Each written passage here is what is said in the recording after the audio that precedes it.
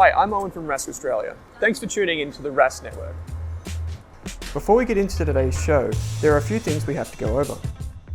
Firstly, what you're about to hear and see is limited to general information only.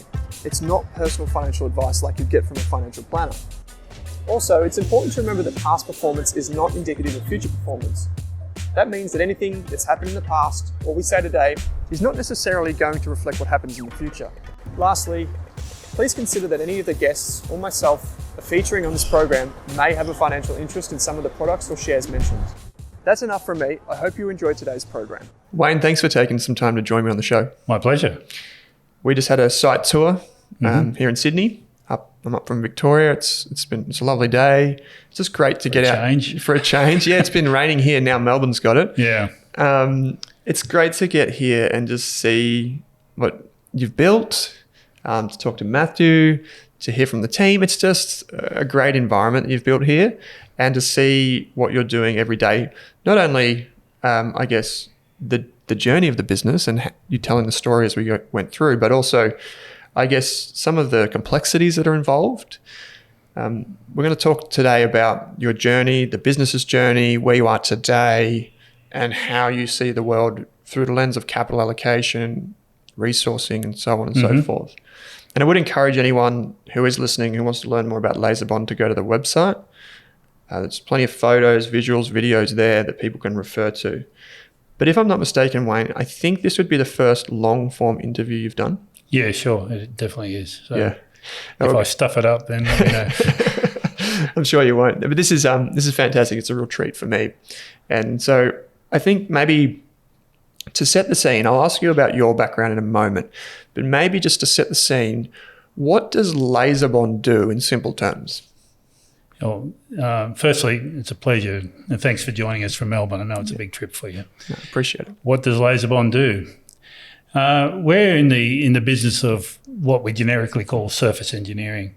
And what that means is we actually modify the surface properties of wearing components or corroding components so that they actually last longer in service. It involves both reclamation of those parts that are either worn or corroded, as well as manufacturing new parts with advanced surface properties so that they last longer in service. So when you think about it, when parts wear out, they always wear at the surface. Yeah. You know, so an example, for example, is your brake discs on your car. You know, they get thinner and thinner and thinner.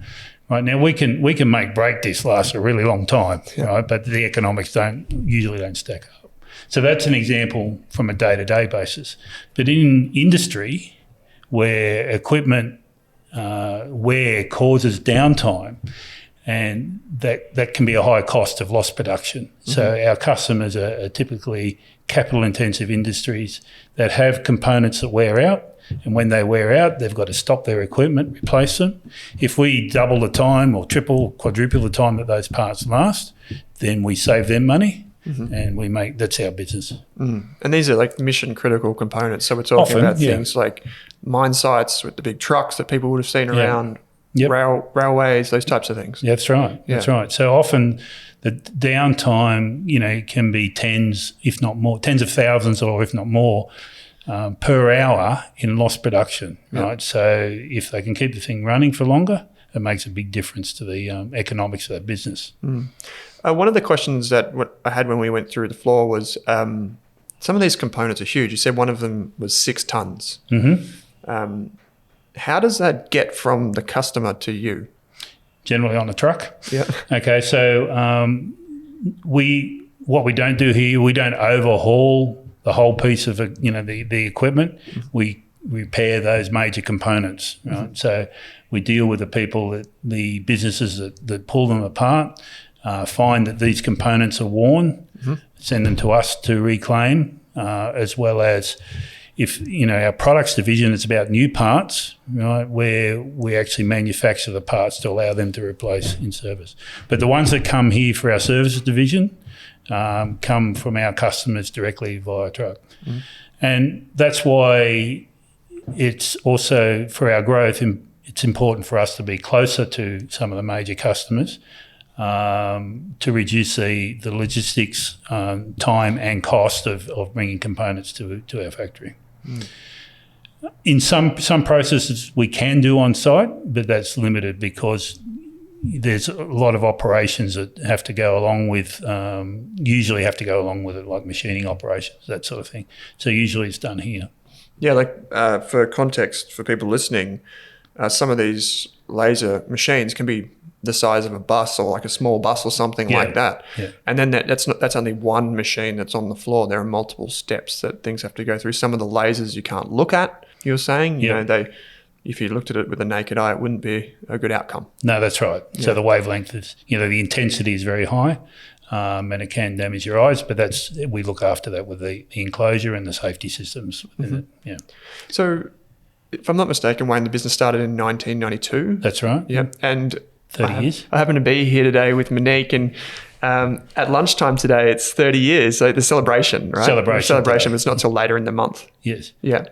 No, the celebration's today. Celebration's today, but the actual anniversary is... The company, HBOF Australia Proprietary Limited, which was the private company that became Laserbond, it was, I think the certificate was the 30th of September, 1992. Okay.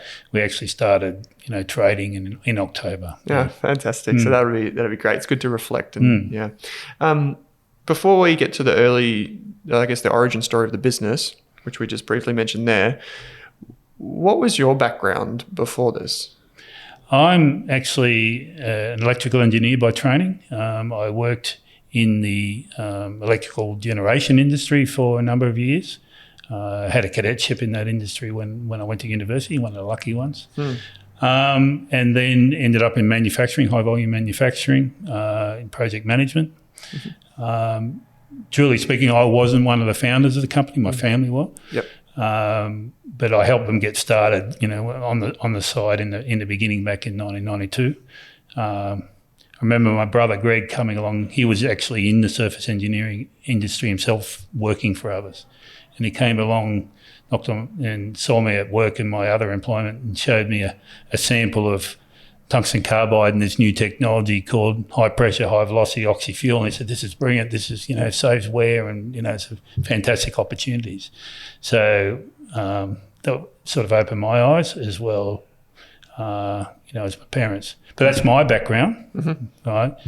Speaking a bit more, do you want to talk about the company business, and how it started? So, Greg, my brother, had the idea. He came across this, relatively new technology in his travels and learning about the industry.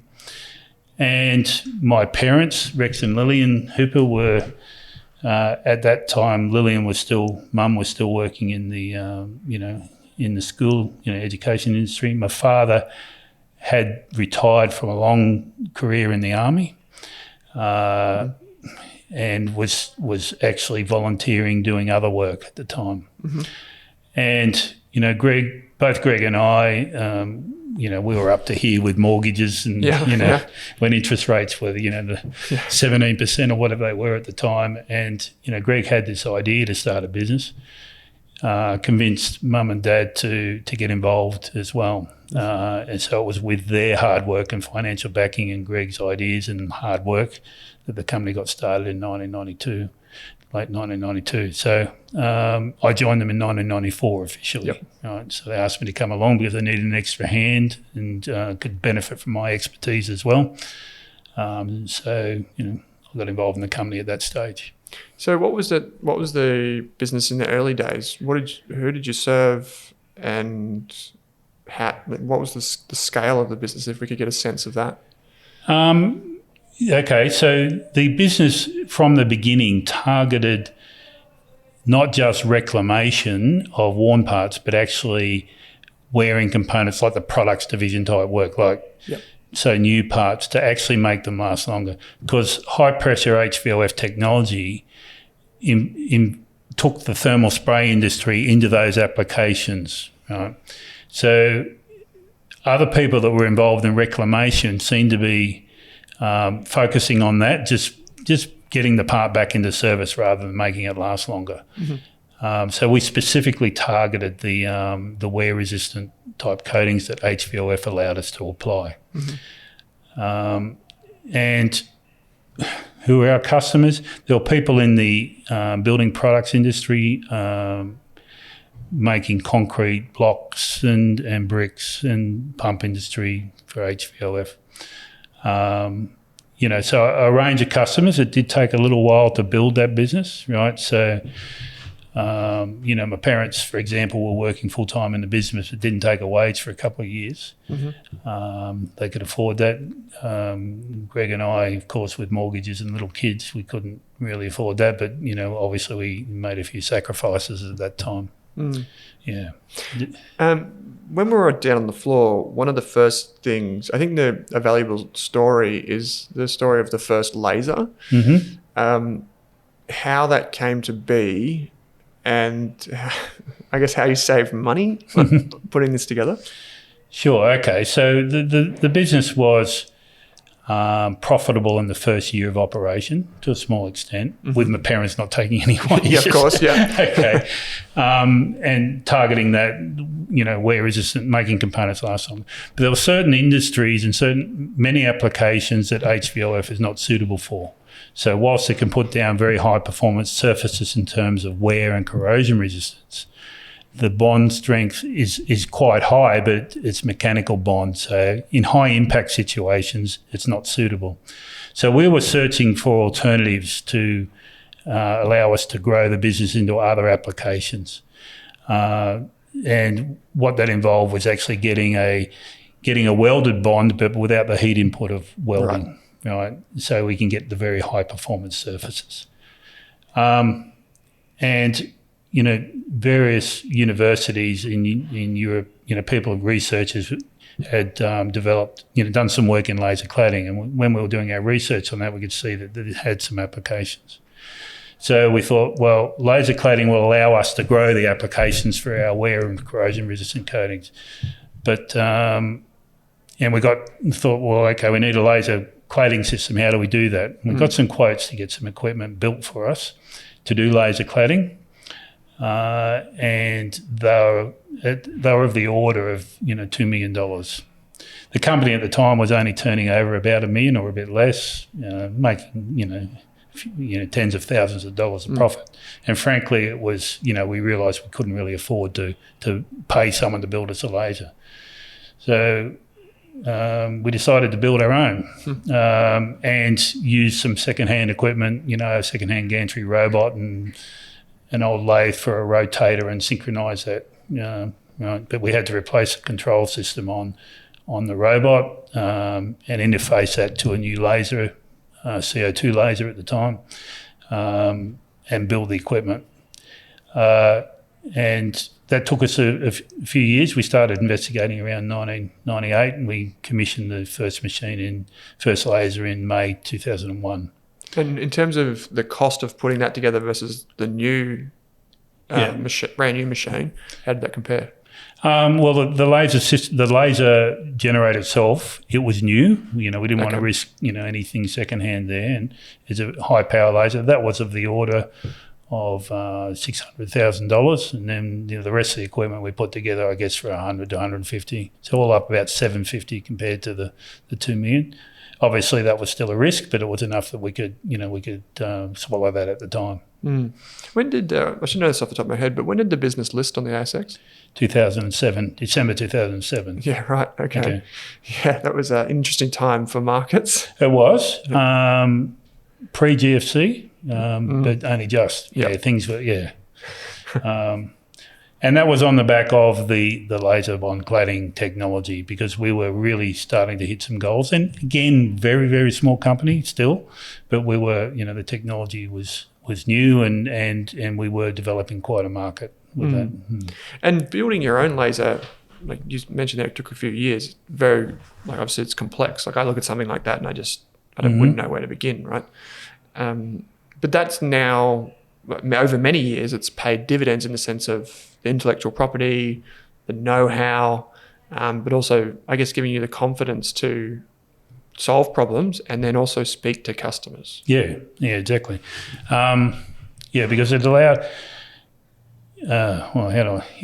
Certainly what it has allowed us to do is develop a lot of knowledge of the equipment and the best way to get the results, and that laser, you saw it down there, laser one, we call laser one, is still operating for us now. But it's well and truly paid for itself. But the knowledge that we've generated over the years on materials and how to apply them to get the best results using our laboratory, which you saw, right? And even back in the HVOF days, before we had a laser, we had our own scanning electron microscope in our laboratory, and we were investigating the coatings that we're applying at a microscopic level to make sure that we're getting the best results. Fine tune the parameters on the HVOF gun or on the laser or whatever we're running to get the best results, and proving that to ourselves and our customers. So there's a lot of intellectual property in the business know-how on materials, how to apply them, how to get the best results in each application. We were very lucky to go through and have a look at everything, but to set the scene, this is I don't know, maybe if it's nearly the size of a soccer field or maybe it's a bit smaller than that. No, it's a bit bigger, I think. Is it a bit bigger than that, right? And it's 5,000 square metres here, 5,400 here. Yeah. And this is the biggest of the sites. Yes, it is, yeah. Yeah. You've got sites in Victoria, South Australia and Queensland. That's right, yeah. Queensland being the most recent. That's right, yeah. This is, I guess we'll get to that in a minute and how you think about that. But in terms of you mentioned products and services. Can you just break down in this technology as well, how investors typically see the business from, I guess, a commercial perspective? So why you differentiate between, I guess, services and how that is different to products in terms of this.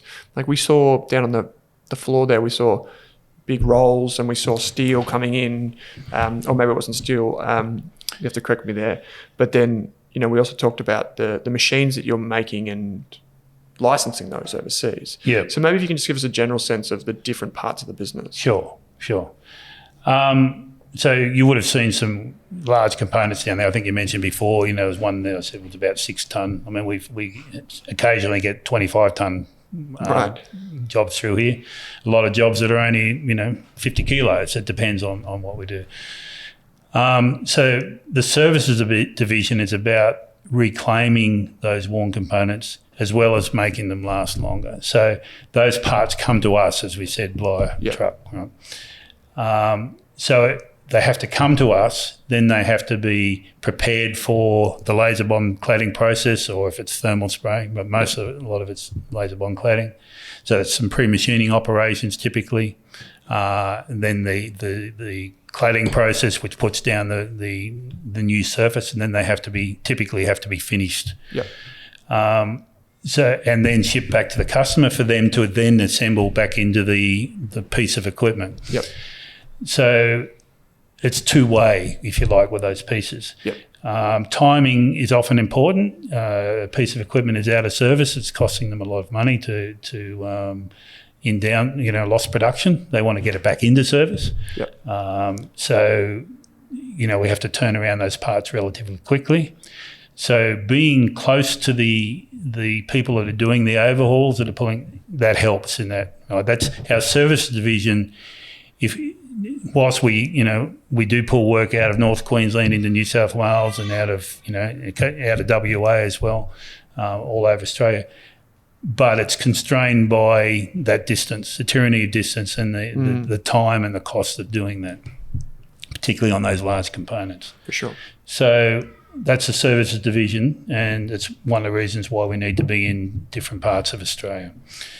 Products division, we're actually manufacturing new products from scratch and putting our surface engineering on them and then sending them out as a part. Mm-hmm. So these parts are generally considered to be consumables, but so they are thrown away. They're not worth reclaiming because of the amount of wear that they get, or they're typically scrapped. But what we do with our surface engineering is make them last longer in service, so that the piece of equipment that they're part of can keep operating for much longer. Just as a general sense, roughly how long might these parts long? Look, it really depends on the industry and the type of wear, but typically we're talking multiples of 4 to 20 times the life that we get out of our components, depending on the wear. So, it quite often, the steel industry, some of those steel mill rolls that we do as part of our products division, we've got up to, in some applications, 15 times what they were getting out of their original parts, right? So it means that they can just keep their mill running for longer. Yep. Right? That's what it's about. How about so technology, which we can tie into a conversation around R&D. So obviously your background is engineering, and then you've got the partnerships with universities. You've got the lab downstairs, which we just took a look at. How do you think about, I guess, the competitive advantage of Laserbond, and do you think it's in that R&D and the constant feedback you're getting and improvement you're making? Oh yeah, it is. It's that continual development. One thing about being in Australia as well is that the industries are quite diverse and not necessarily that large. So we do a work for a whole range of industries. We don't just do stuff for rail, right? We do work for rail and mining and minerals processing and fluid handling industries and agriculture, a whole range of industries. So it's given us a lot of exposure to different things. Also, as a result of that, different materials that we apply to get the best results. So we understand those materials well. That know-how is definitely part of our competitive advantage, if you like, as well as the equipment itself and how to actually run it, right? So, anyone can go and buy a laser, right, and then maybe, or buy, and put together a piece of equipment if they like and do, they can do it, but do they know the materials and how to actually get the results out of it? So that's why we've always invested quite significantly in our own R&D, because we've always been striving to get the best results out of our materials. And you often say, well, this material might be a lower cost but might do a better job. We try that. These sort of things we're researching on a day in, day out basis. So that's definitely a competitive advantage. Yeah, I remember when we were downstairs, we saw this, the before and after photos from some of the testing that was done down at Monash Uni. And basically you could see the different bonds between the elements and how much improvement there was from your continual innovation there. And I was actually taken aback by it. We'll try and get a photo. I know there's one in the Prezzo that showed something similar.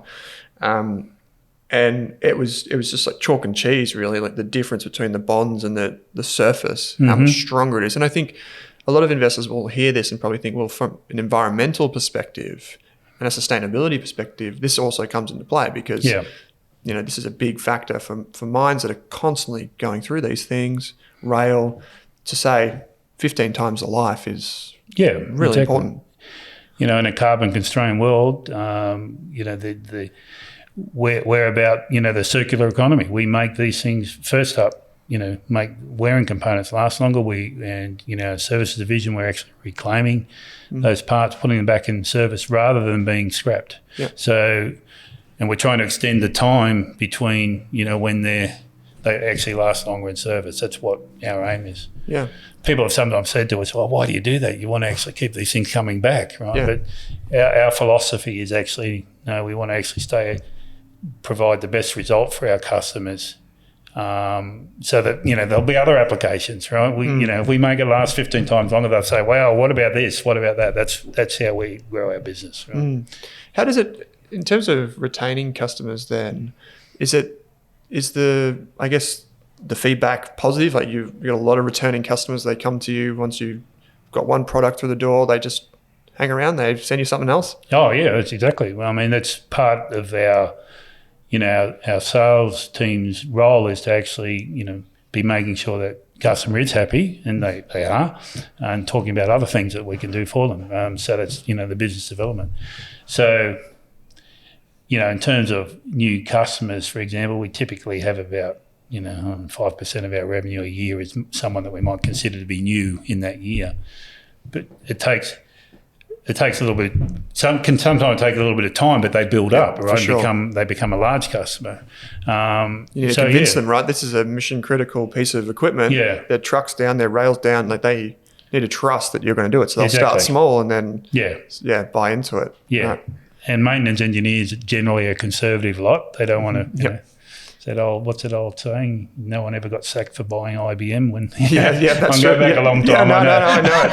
But you know, it's a bit like that with engineers. So they need to actually be. The results have to be proven to them. Sometimes we can obviously leverage off the success we've had with any of their competitors, or you know, when it's appropriate. Yep. But it takes a bit of time to build them from customers. But generally speaking, you know. The new customers become long-term customers because of the results we deliver. And that shows up in the financials over time, the compounding. The last kind of division is around technology and licensing. And this is a really interesting part of the business for a lot of investors, because we look at it and we say, Laserbond's had all this success in Australia and is still growing in Australia. But we're not the only country in the world that manufactures things and needs reclamation, right? So I guess, why did you go down this path of licensing, and how do you see that part of the business taking shape? Okay, for your first question, why? What we realised after building our own laser systems and developing that knowledge, that there are applications around the world. And we're saying, well, how do we more quickly get into markets where we need a local presence? You know, like what I was saying about the services division, you know, but actually transferring that knowledge and also developing the local knowledge of all the customers on those sites, we saw it's going to take a while, right? So the best way we thought to roll this out more quickly, our know-how, is to license existing players, existing engineering businesses that can use our technology to grow their business and pay us a royalty along the way, right? So that's that model. It allows us to be in other countries we wouldn't consider being in directly ourselves, or we don't have the resources to be there from a people point of view, or a local knowledge. So that's the model. Because I noticed here, you're putting the machines together here. And then you'll ship them over. Is that correct? Yeah. And then how does that work from a commercial perspective? Do you still own the machine, or is it, like you said, royalties? How does that kind of economic model work? The model work. The customer pays for the machine, and we make margin on that. Yep. And it's installed on their site by us. We train them on how to operate. Right.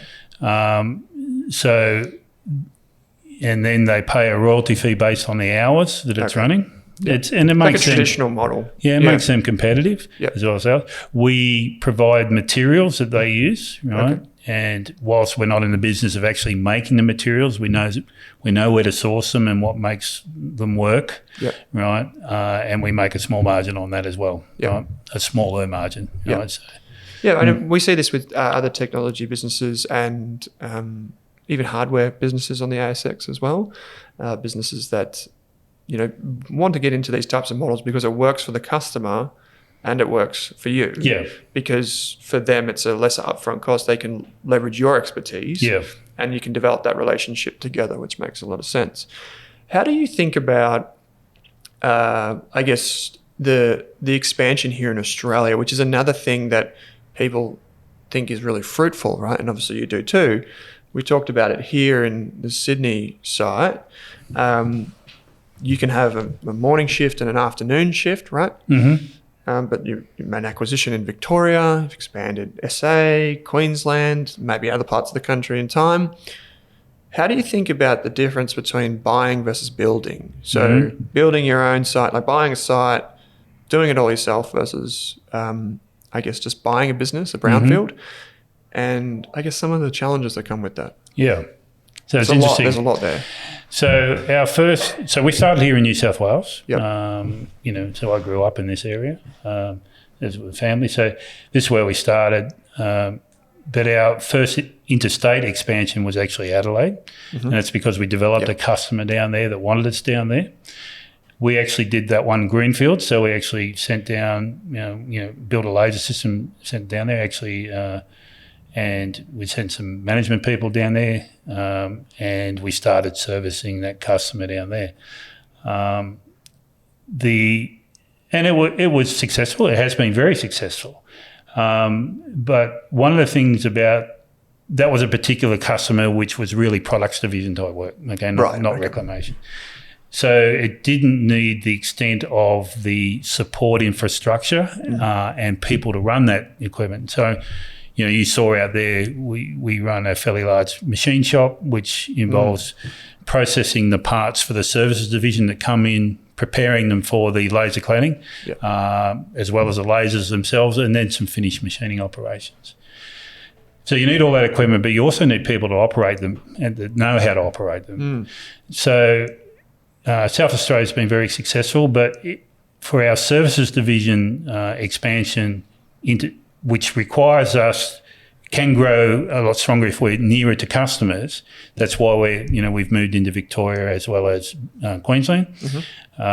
We've done those by buying existing engineering business and then bolting on our technology. Right? Yep. So support infrastructure's there, but importantly, the people that run the equipment are also available. So, everyone's saying at the moment, but we've always had finding skilled machinists has always been an issue for the company. And it's something we address all the time. So we want to buy businesses that already have a successful engineering business that our technology will enhance and help us to grow that business.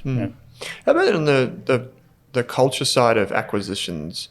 You obviously want to retain those people. So are there any mechanisms that you put in place, or even if you don't necessarily have an exact answer for that, but more so, how have you been with retaining those members to date? On each of those sites, pretty good. The retention is very high. How do we go about it? Well, it's most the two acquisitions, the more recent ones, Victoria and more recently Queensland, they were family-owned companies. So a lot of it is about letting them know where we started as a family company and this is where we're at. Sure, some things need to change. We need to put in ERP systems and our own to make sure things. But it's going to continue with the same sort of ethos. And in fact, we need you to continue with that because that's successful. Right? So, I was down in Victoria earlier this week. And it's all about keeping people informed about what's happening and making sure they know there's a great business that we're growing strongly and they're an important part of it.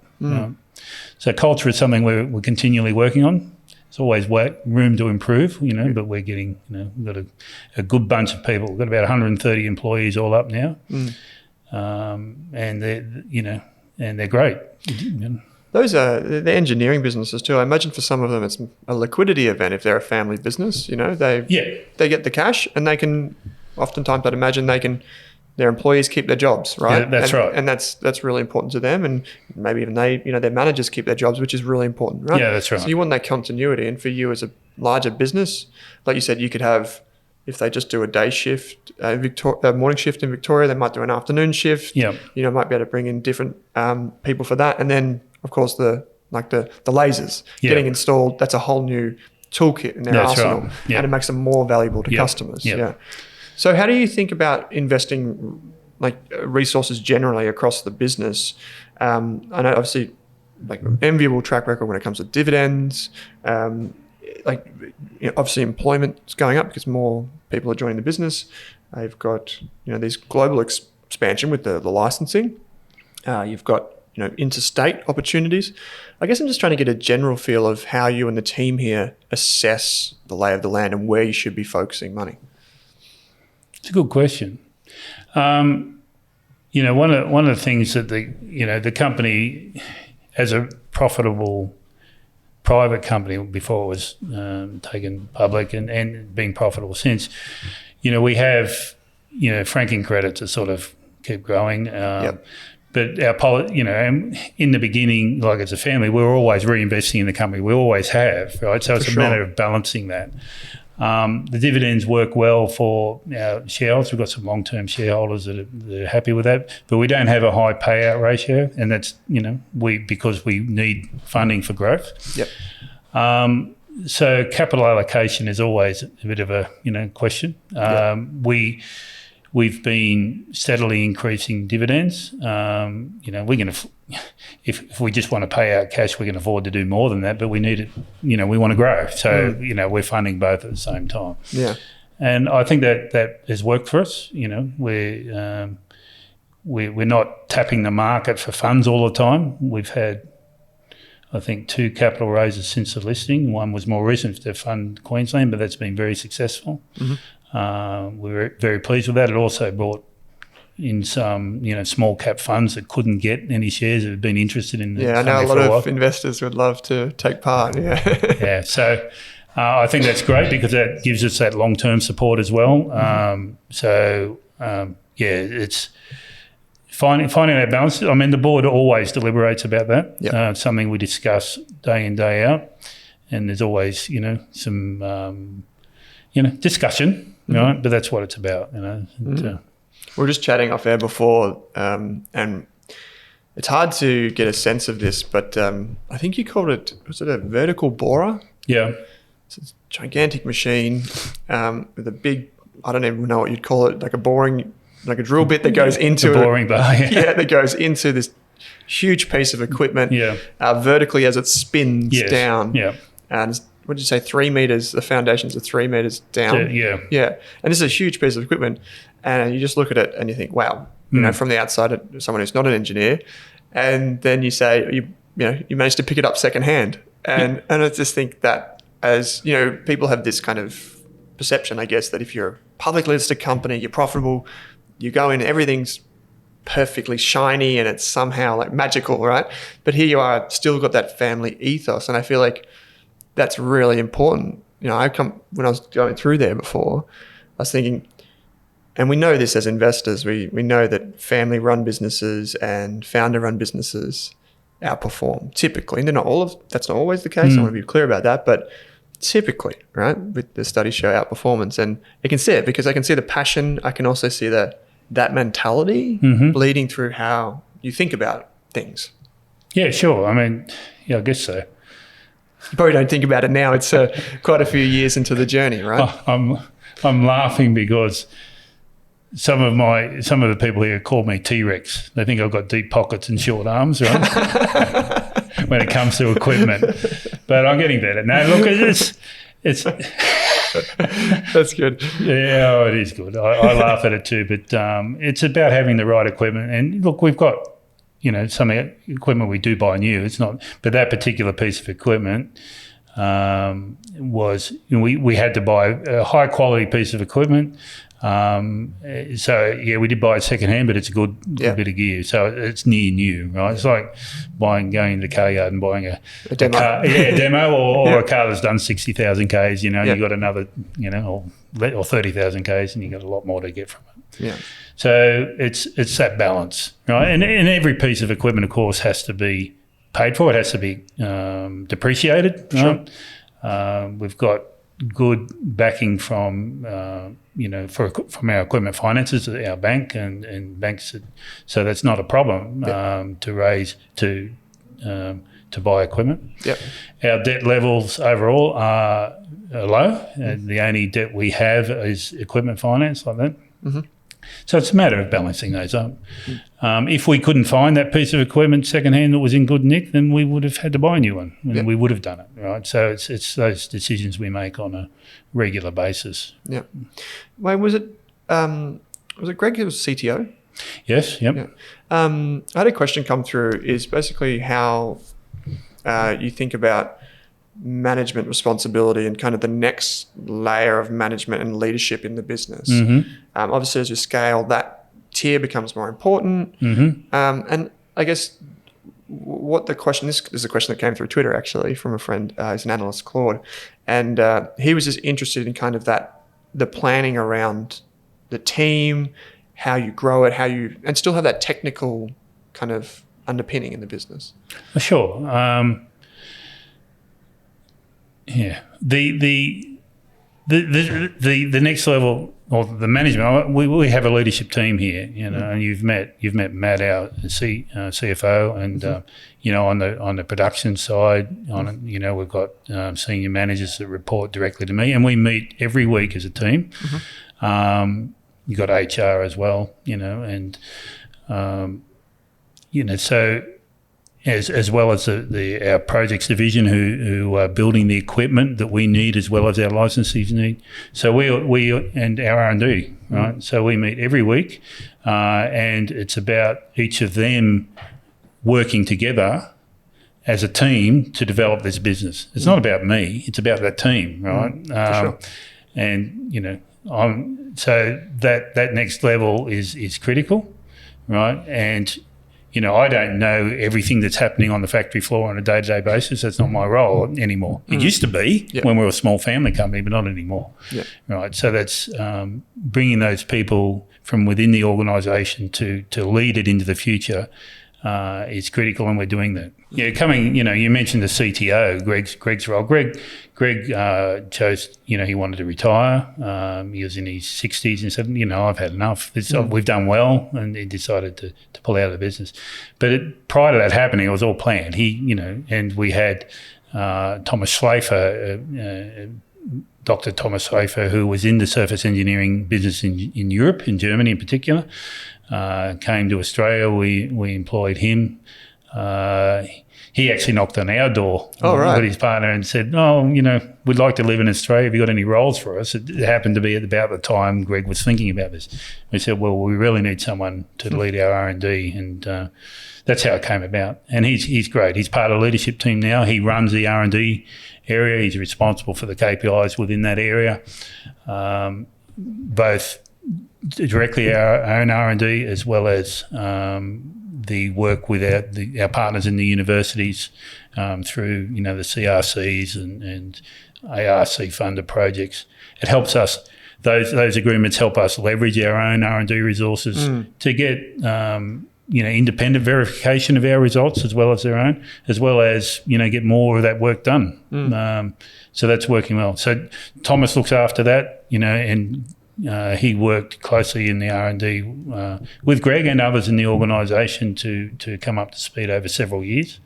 He was with us for a good 3 years before Greg actually pulled the pin and said, right, things are in place, so I want to leave. Yeah. Yep, it's happy. So I've got probably one final question, which is more on the technology division and the licensing once again. That's a really exciting point of the business financially. When it comes to expanding, particularly in North America, what would you say as a business right now is the bottleneck in unlocking that growth? I was fortunate I could see the machines coming together out there. We talked about resourcing earlier on and how apprentices are really important, right through the business. There are things that obviously as a business owner and a manager, things can always get a bit, they can always be improved, right? Yeah. And so there's always these small bottlenecks in the business. Yeah. How do you think about unlocking that potential? Okay. Well, there's a couple of things, right? One is firstly delivering the equipment and the know-how to the people. So we have had some issues with our more recent technology sales. We were going to deliver in FY22 with components that were promised delivery within the time frame that we expected, and then our suppliers kept pushing them out. We can't get the components, right? So ultimately that meant that some equipment couldn't be delivered last financial year that should have been delivered. So that's been one issue. That's COVID induced, Yep. Supply chains. Supply chain issues, right? And whilst and we couldn't foresee it because they were promising, you'll have that in February, right? Yeah. Components in February. Oh, no, it's not arriving till April. No, it's going to be August. Okay. This is the stuff that happened. Yep. Right? Nothing we could do. That was one constraint. And obviously, one thing that's happening, in Australia is also skill shortages, right? Yeah. So we have struggled to get automation programmers, and which is necessary for that. But we're overcoming that. right? So we're recruiting those. So that has been a constraint. About the future, okay, the other issue is about the developing those customers for our technology. For sure. They need to not only be witness what we can supply them, but to see value in that, and that takes time. It takes, so we've got some very strong interest. We had 2 people in India recently, our international sales, and we were in a couple of expositions over there, and we've got some very strong interest from potential partners in India. We're going through now a proving process. They're sending some components for us to actually reclaim, and we're putting together the economics for them, so building the business, helping them build their business case in India. We've also got strong interest in South America, Peru, Chile and Brazil. They've just come back literally this week from spending 3 weeks in South America, again with some very strong interest. Some of these potential partners are planning to come out here at the end of November, right? So it's about that business development along with that. So our plans are actually to have at least 2 new technology sales over the next couple of years, right? And that's sort of factored into our targets that we've announced for FY25, right? It's part of it, as well as the organic growth of the business and domestic expansion. Yeah, I think that's and this is what I was saying to you earlier on, is that I do like businesses that have multiple ways of winning. Like you said, they take time, and you express that through the components for the machines, right? These things happen, and this is a business, and it's not linear. To get to A to B, it tends to go all over the place. But Wayne, I really do appreciate you taking the time to show us through today. I know you don't get that many investors coming through and actually seeing it in person.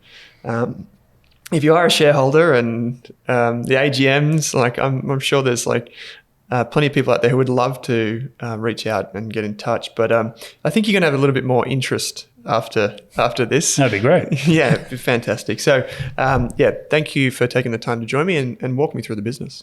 It's been my pleasure. Thank you very much for your interest in Laserbond, and it's fantastic. And to be honest, I love showing potential shareholders or shareholders through the business. It's we're very, and for that matter, everyone here does as well. We're very proud of what we do, and it's great to show people. So really appreciate it.